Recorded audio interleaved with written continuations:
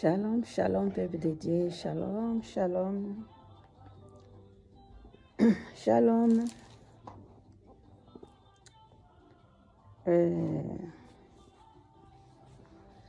Oyo ekomi deuxième partie pour un message pour la sœur Joël, la servante Joël.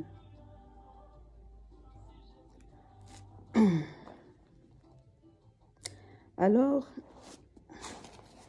Kolo papa na tondo na commission nzambe, merci papa.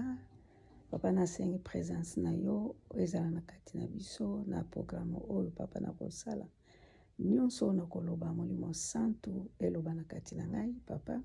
Pe etouche motema ya servante na yo oyo akoyoka pe epesa kimia pesa sagesse pe atambola na nzela na yo papa alanda maloba na yo nzambe pe abombango pe asalelango nzambe na lola papa pambola liloba o nzambe papa pambola etouche peuple na yo nzambe pambola papa epesa kimia na kombo na Yesu Kristo de Nazareth. Amen. Amen. Bien-aimé, naiko pesa deuxième message oyo nzambe alobelaki pona sœur Joël, pasteur Joël na kokolobake pasteur Joël Cambacel. Alors nzambe alakisi alobi ke asala alliance na yo, mais alliance oyo asala na yo azomona ke oyo makambo boyokanaka na ye yango te ozokosalela yango esengeli ifale kose repentir zonga na makolo na ye, zonga na présence ya nzambe na mukanda oyo elobi na mukanda ya Jean 8 na mukanda ya Jean 8 chapitre 8 verset 12. Seigneur l'a dit. Jésus leur parla de nouveau, il dit: je suis la lumière du monde. Celui qui me suit ne marchera pas dans les ténèbres, mais il y aura la lumière de la vie. Alors, bien-aimé, eloko nini nzambe alobaki ke ba oyo ye aza lumière, ba oyo bakolanda ye bakotambola soso na ténèbre te. Na ténèbre elobi nini? Na ténèbre elinkoloba ke makambo oyo esalamaka na boucher na musuni na musuni, makambo oyo esalamaka na bomutu oyo esepelisaka nzambe te. Alors bien-aimé, esengeli fale kozwa liloba nzambe, musala nzambe na ndenge ya sérieux, na ndenge ya kobungisa bana nzambe te. Alors ye alobaki boye bameme na ye awa alobaki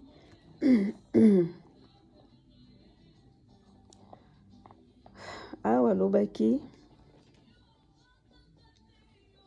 alobaki je suis venu où je vais, mais vous ne... Alors, quoique je rends mon témoignage est vrai, quand je sais de où je suis venu et où je vais, mais vous ne savez de où je vais ni où je vais.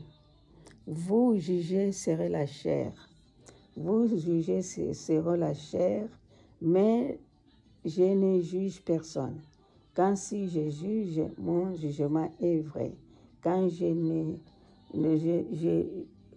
ne suis pas seul, mais le Père qui m'a envoyé est avec moi. Il est écrit, votre loi, que le témoignage des hommes est vrai. Je rends témoignage à moi-même et le Père qui m'a envoyé rend témoignage à moi. Bien-aimé, Saint Jésus-Christ, témoignage na ye oyo ayaka na mokili eza ya solo, eza ya vrai. Pe na ntango abengi yo na alliance na ye, na ntango abengi na mosala na yo, ntango ozwi appel esengeli fale kosala mosala na ye na ndenge esengeli. Il faut kosala mosala na ye na ndenge esengeli.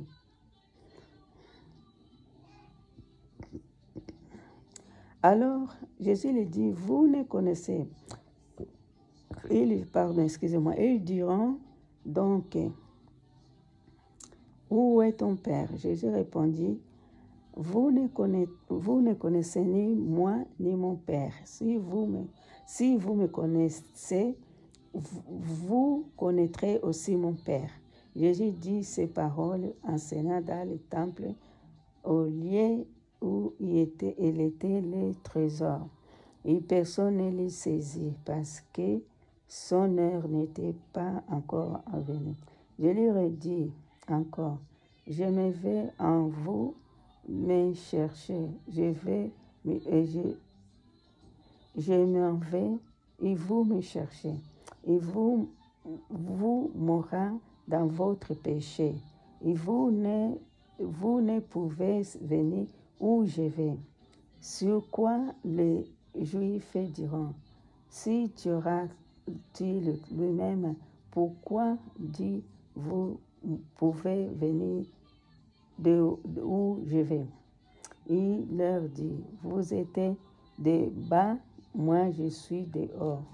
Alors, bien-aimé, Seigneur Jésus-Christ, makambo nyonso musala nyonso oyo ayela na mokili eza musala ya solo. Bien-aimé, ye alobi ntango bozosala musala oyo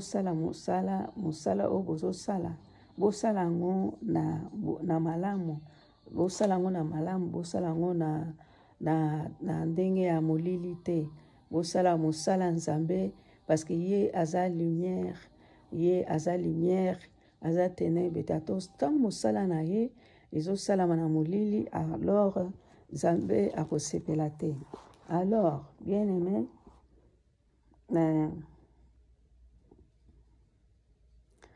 ye alobi bino boyebi te esika na kokende, me boyebi te ni esika na wuta ni esika na kokende, mais parce que bino boza ya se nga naza ya likolo.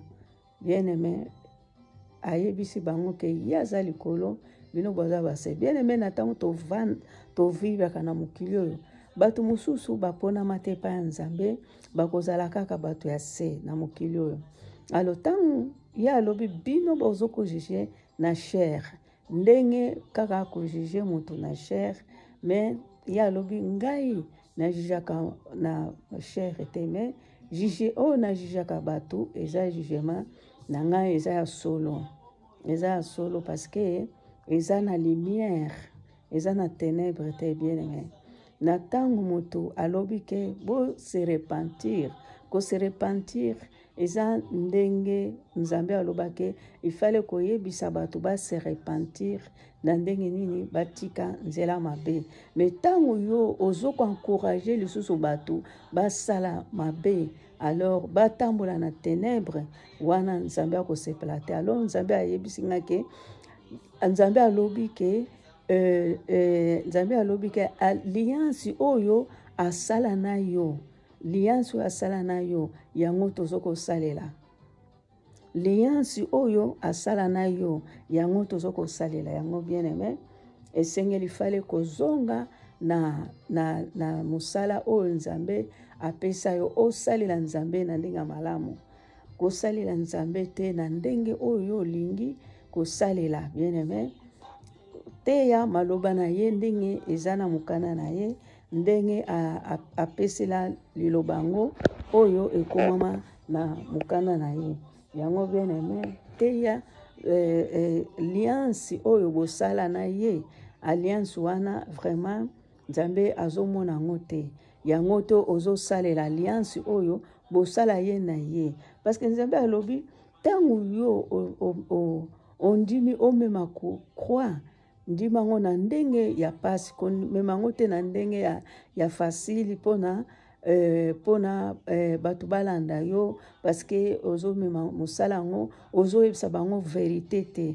Verité oyo nzambe aloba ifale elobama ndenge bafarisien balingaki koyeba verité to Saint Jésus abana koloba abana koyebisa bango ke basi repentir batika makambo ya ténèbres makambo ya ténèbres ça veut dire que masumu batika masumu batambola na nzela ya malamu batika masumu baya epa ya nzambe baya epa ya Seigneur Jésus Christ ye mutu akokangola bango Seigneur Jésus Christ ye mutu akomema bango na nzela ya malamu. Awa elobi na 12 na 12 chapitre 12 pardon excusez-moi 8 de 32 elobi que vous connaîtrez la vérité vous affranchira. Alors vous connaîtrez la vérité vous affranchira. Il répondira, nous sommes la postérité d'Abraham et nous ne sommes jamais esclaves de personne. Comme dites-vous, devenez libres. Alors, natango bango, bayebaki vérité te ke Seigneur Jésus que c'est yenda le sauveur. Ayaki pona koya komema masumu na biso pona tolongwa na ténèbres parce que yende aza lumière. Alors bien aimé, na tango ozomema bato na lumière te na tango ozomema nation na lumière te mpona batambola na nzela balanda Seigneur Jésus Christ balonga na ténèbres. Alors yo moko poza na ténèbres yango esengeli fallait repentance bien aimé.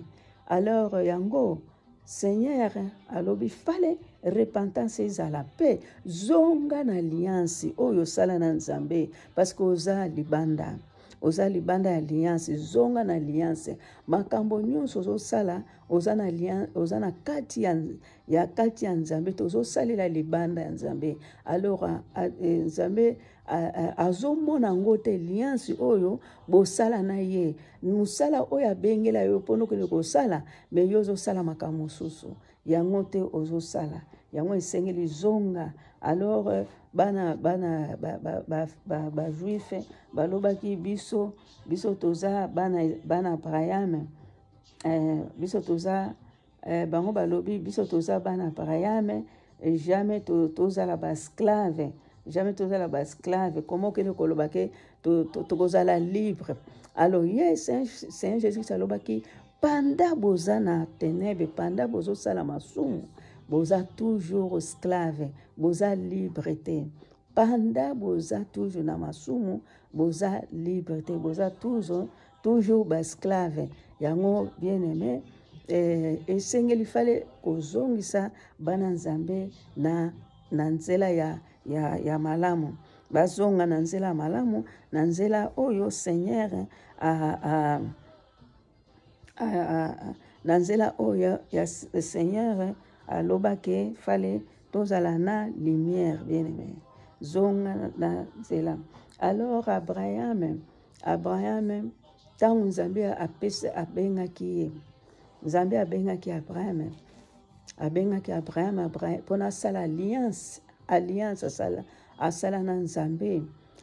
Abraham atikaki baboti na ye azwaki mwasi na ye na baserviteur na ye balandaki ye mpona akende kosalela nzambe esika oyo Seigneur apesaki ye nzambe apesaki ye promesse yango alliance oyo Abraham asalaki na nzambe mpe nzambe ntango asalelaki nzambe atosaki nzambe abandaki kotosa nzambe ndenge nzambe abandaki koyebisa ye mpona asalela ndenge mpe abandaki kosalela nzambe yango esengeli fale kotosa nzambe mpe kosalela ye mpe kopusana pembeni na ye mpe kosalela ye na lumière. Alors en vérité je vous l'ai dit, rempliquant Jésus quiconque s'y livre au péché, c'est esclave du péché. Mutu nyonso. Alors, or, l'esclave ne demeure pas toujours dans la maison. Le fils est demeuré toujours. Alors, Nzambe alobi nini? Alobi, na ntango boza toujours na ténèbre, boza toujours na masumu. Na ntango boza toujours na masumu, na ntango alobi ya solo, na ntango boza toujours mutu nyonso oyo akomipesa na nzela mabe, na nzela masumu, akomipesa na nzela masumu, akozala toujours na masumu, akozala toujours na nzela masumu, pe akobengama esclave, ape akozala na nini, na akozala toujours akozala toujours akozala libre te, aza libre te, mutu toujours aza na masumu, aza libre te. Yango esengeli fale toujours kozala na nzela na lumière, na nzela ya Nzambe, au lieu na nzela masumu, parce que nzela vérité yango nde ko rendre yo libre. Awa tango elobi ke en vérité, je vous le dis que vous connaîtrez la vérité et la vérité vous affranchira. Nathan bokoyeba vérité yango mpe eko franchir bino pe eko zongisa bino na nzela Nzambe. Bien pe okosala alliance na ye. Alliance yo na ye, il faut ezala toujours kotosa liloba Nzambe, kobunga liloba Nzambe te, kobunga nzela Nzambe te, kobima na alliance oyo Nzambe abengela yo te pono salela yo. Bien aimé, na tango bungi okomi kosala makambo ya yo moko, wana Nzambe alobi ke alliance oyo asala na yo yango te, ekese yango tozo salela. Alliance oyo osala yo na ye yango tozo salela. Yango bien aimé, yango esengeli fale kozala libre, kozala libre. Si donc le fils vous affranchit, vous serez réellement libre. Je sais que vous êtes la postérité d'Abraham, mais vous cherchez à me faire mourir parce que ma parole ne pénètre pas en vous. En vous, je dis ce que j'ai vu chez mon Père, et vous faites ce que vous avez entendu de la part de votre Père. Et voilà. Alors, yango Seigneur alobaki ke makambo na ye nyonso oyo ayaki koloba awa, makambo nyonso maloba mateya mutu tango aza na nzela na ténèbre, mutu tango aza na nzela mabe ya masumu, makambo nyonso liloba Nzambe ata boteye ndenge nini akoyoka te, parce que ekokota te, parce que aza na nzela mosusu, aza na papa mosusu, aza na nzela mosusu. Nyonso bokoteya akondima ngo te, parce que azosalela moto mosusu. Alors bango balobi, non, il répondit, notre père est Abraham. Alors il y a lobby,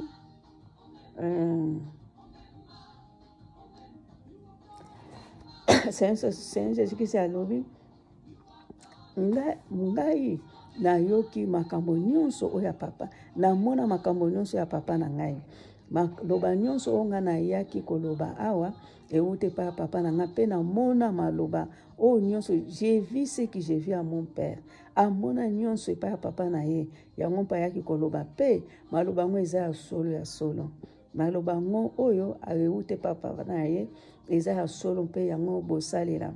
Alors yango pe boyoki yango pe bosaleli yango. Alors bango balobi ke bango baza papa na bango aza Abraham. Papa na ngai aza Abraham. si vous étiez l'enfant d'Abraham, ferez les offres d'Abraham. Mais maintenant, vous cherchez à me faire mourir, moi qui j'ai dit la vérité, qui j'ai entendu de Dieu. C'est là, Abraham ne l'a point fait. Vous faites les offres de votre père et lui dire, nous sommes des enfants d'Abraham, des enfants légitimes. Nous avons un Père Dieu, un seul Père Dieu. Je leur dis, si Dieu était votre Père, vous m'aimerez, quand c'est de Dieu qui je suis sorti, qui je viens. Je ne suis pas venu de moi-même, mais c'est lui qui m'a envoyé. Pourquoi ne comprenez-vous pas mon langage?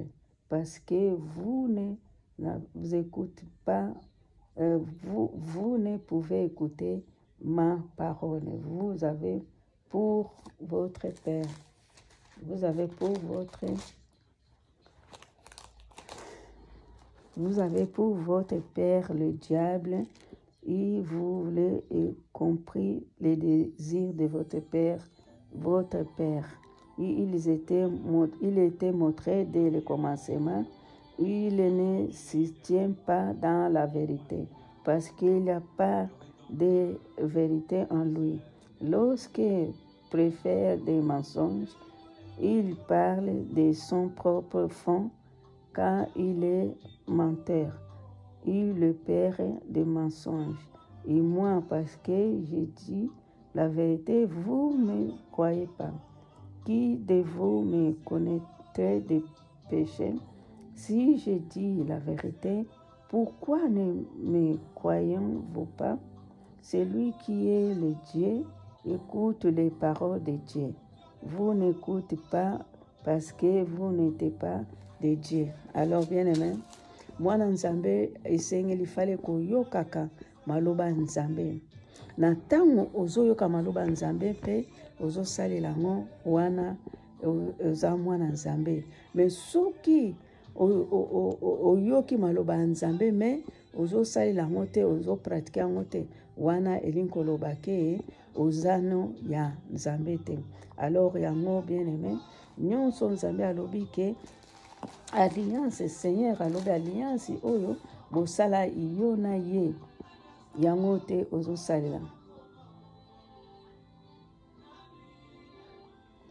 Yango te ozosalela. Soki osalelaka, soki ozosalela oyo ye aloba. Yango bien aimé, liloba eza très important bien aimé. Liloba eza très important. Nzambe alobi liloba sans soki otosi liloba na ye te. Soki oboyi liloba na ye, ça veut dire que ozano ya ye te. Parce que ozoboya kotosa, ozoboya kondima liloba na ye. Na tango ozoboya kondima liloba na ye, ça veut dire que ozano ya ye te. Yango bien aimé, esengeli fale kotosa liloba nzambe, koyeba liloba nzambe bien aimé.